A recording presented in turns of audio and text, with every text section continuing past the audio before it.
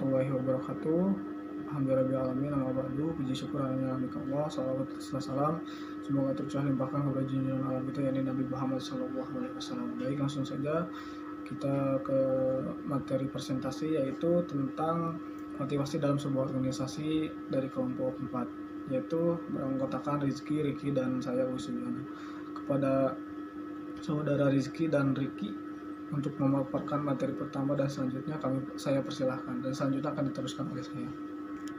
Baik, terima kasih kepada Kang Uwe yang telah mempersilahkan saya untuk menjelaskan mengenai definisi motivasi dan macam-macam motivasi. Adapun pengertian motivasi didefinisikan sebagai dorongan. Dorongan merupakan suatu gerak jiwa dan perilaku seseorang untuk berbuat. Sedangkan motif dapat dikatakan suatu driving force, yang artinya sesuatu yang dapat menggerakkan manusia untuk melakukan tindakan atau perilaku. Dan di dalam tindakan tersebut terdapat tujuan tertentu. Motivasi adalah proses yang menjelaskan intensitas, arah, dan ketakutan seseorang untuk mencapai tujuan. Motivasi adalah suatu dorongan positif untuk memberikan kekuatan terhadap seseorang. Contoh motivasi adalah guru yang memberikan motivasi terhadap siswa didiknya untuk belajar lebih giat dalam persiapan menghadapi ujian nasional. Untuk itu artinya sang guru memberi dorongan agar murid didiknya menjadi lebih siap menghadapi ujian nasional. Adapun macam-macam motivasi terbagi menjadi 7. Mana sih motivasi yang cocok buat Anda? Yang pertama, motivasi prestasi. Orang dengan tipe motivasi ini fokus pada pencapaian tujuan. Motivasi ini membentuk dasar bagi kehidupan yang baik, memberikan motivasi kepribadian dinamis dan menghormati diri sendiri. Yang kedua, motivasi peningkatan diri. Jika Anda tidak mendapatkan motivasi dari luar, temukan motivasi dari diri Anda sendiri. Motivasi diri adalah kemampuan untuk memenuhi keinginan, harapan, atau tujuan tanpa dipengaruhi oleh orang lain. Yang ketiga, ada motivasi ekstrinsik. Bentuk motivasi yang memanifestasikan dirinya positif serta negatif. Motivasi positif muncul dalam hadiah atau mengobati, dan dapat dinyatakan dalam arti negatif dengan cara memeras atau mengancam. Yang keempat, motivasi takut. Ketakutan juga merupakan salah satu motivasi. Ketakutan ini memotivasi kita untuk membuat keputusan yang baik soal keselamatan kita, tapi jangan dibiarkan menjadi kebiasaan yang dapat mengendalikan kita. Nah, jika kita tidak bisa melawan dengan cara positif, lakukan dengan cara kreatif. Yang kelima, motivasi investasi. Penting untuk menginvestasikan diri secara fisik, emosional, dan finansial dalam suatu tugas. Semakin diinvestasikan dalam suatu tugas, semakin besar kemungkinan ia akan mampu melaksanakan pekerjaan dengan baik dan lengkap. Yang keenam, ada motivasi sosial. Banyak orang menganggap kehidupan sosial mereka sebagai motivasi terbesar mereka. Nah, jika teman-teman mereka adalah motivasi terbaik mereka. Nah, yang ketujuh adalah motivasi sikap. Jika Anda berpikir positif, Anda bisa mencapai hal-hal yang kadang dianggap tidak realistis oleh orang lain. Sikap positif membantu Anda membangun hubungan yang kuat dan tetap termotivasi. Daya pendorong. Daya pendorong adalah semacam naluri yang berupa suatu dorongan kekuatan untuk menggerakkan seseorang dalam berperilaku guna mencapai tujuan. Mungkin cukup sekian yang bisa saya sampaikan. Saya kembalikan kepada Kang Uwe. Bismillahirrahmanirrahim. Assalamualaikum warahmatullahi wabarakatuh. Terima kasih Kang Uwe sudah mempersilahkan saya untuk meneruskan materi dari kelompok kami, yaitu berjudul motivasi dan organisasi. Di sini saya akan menjelaskan mengenai definisi organisasi. Nah, pengertian organisasi menurut Chester Bernard, organisasi merupakan suatu sistem aktivitas kerjasama yang dilakukan oleh dua orang atau lebih.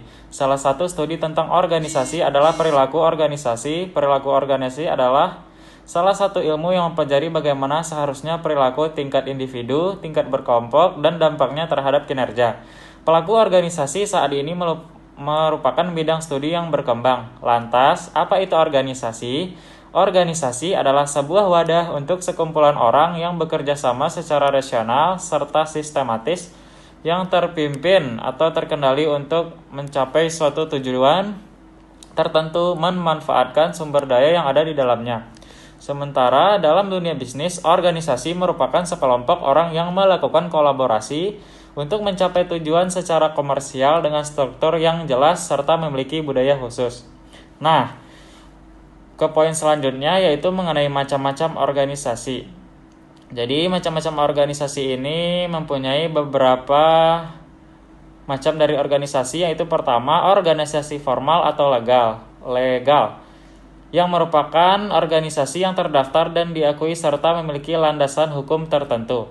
Yang kedua, organisasi internasional adalah suatu organisasi lintas negara yang melibatkan dua atau lebih negara dalam suatu tujuan.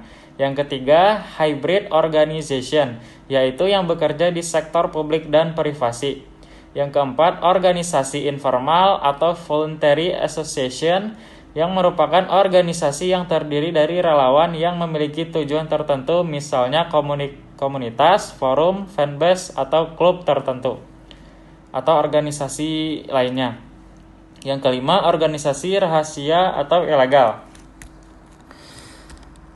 merupakan organisasi yang didirikan tanpa izin yang cenderung bersifat merusak, misalnya seperti organisasi kriminal, secret society, atau organisasi pemberontakan. Nah, poin yang selanjutnya yaitu apa hubungannya keterkaitan antara motivasi dalam organisasi. Satu aspek yang sangat berpengaruh terhadap pencapaian tujuan suatu organisasi atau instansi adalah motivasi kerja sumber daya manusia yang ada dalam lingkungan organisasi atau instansi tersebut. Motivasi merupakan variabel perantara yang digunakan untuk menerangkan faktor-faktor dalam diri individu yang dapat membangkitkan, mempertahankan, dan menyalurkan tingkah laku suatu tujuan tertentu. Motivasi berhubungan dengan kekuatan dorongan yang berada di dalam diri manusia, sehingga motivasi kerja menunjuk pada kondisi-kondisi di dalam dan di luar individu yang menyebabkan adanya keragaman dalam intensitas, kualitas, arah, dan lamanya perilaku kerja. Jadi, cara memotivasi dan dampaknya terhadap kesuksesan kepemimpinan saling mempengaruhi. Dengan demikian, manajer harus mampu untuk merencanakan program kerja untuk memotivasi karyawannya. Salah satu program tersebut adalah dengan cara memberikan target dan reward. Nah, mungkin hanya segitu yang dapat saya sampaikan. Terima kasih atas kesempatannya Ibu dan Uui.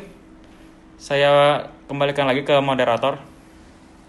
Terima kasih. Bismillahirrahmanirrahim. Materinya akan saya lanjutkan, yaitu tentang poin tujuan motivasi di sebuah organisasi.